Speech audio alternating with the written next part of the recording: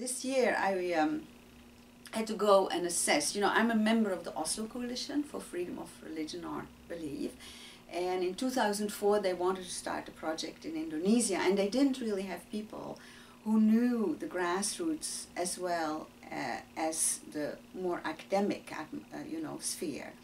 And so they invited me to become part of them. So although I'm not Norwegian, I'm part of the Oslo Coalition. And this year we had to go to a Quran school for girls that is led by a woman, and where they focus on art. It was very interesting. And the woman herself, she's called Ibu Mrs. Miriam, and she's a poet and a writer. She's actually a very popular writer, and she writes spiritual, reflections. And what happened is that she married this Quran school leader, and he died. And people said, well, the big guy is dead, we're going to move our children somewhere else. And then she talked to them and said, no, I can take over. And then what she did is she, kind of reformed the whole school and added added things like dancing, playing music, writing poetry, but all religiously. She added that, and she just, then started to spread that message. So it's very interesting how they go to school. She does the girls section. There's also a section for boys.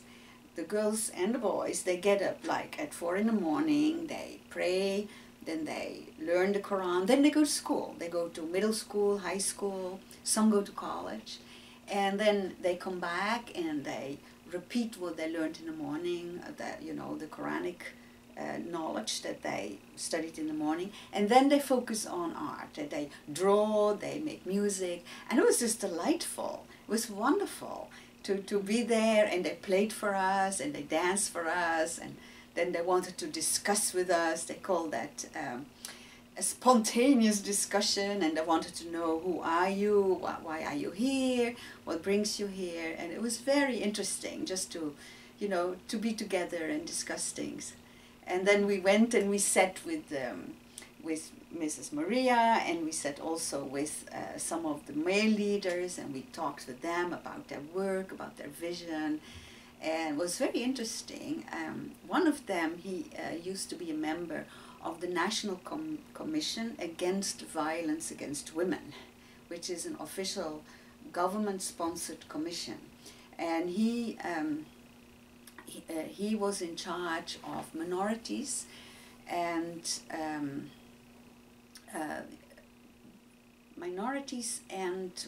wait a minute, what did he call it again?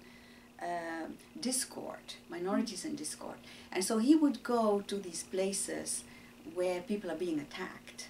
You have groups in Islam that are not accepted as orthodox. And in Indonesia, the Ahmadiyya Muslims have been, very much persecuted. And he would go there, and he said he realized that it was really the women who carried those communities, who kept the faith, kept the courage, kept food on the table. And so he had come to this great awareness that the role of women is so much more important than what we see, and all this work is so invisible. And they said, yeah, and in the government levels they talk, and everybody comes together with official meetings, but at the same time, these groups are carried by the mothers and the daughters, and that was really humbling. And he said to him it was a humbling experience, and for me it was humbling that he told me that. And so, you sit on the floor on a mat at 1 o'clock in the evening with heavily sugared tea, and you just talk about things you never intended to. And that's always, the exciting part of those visits.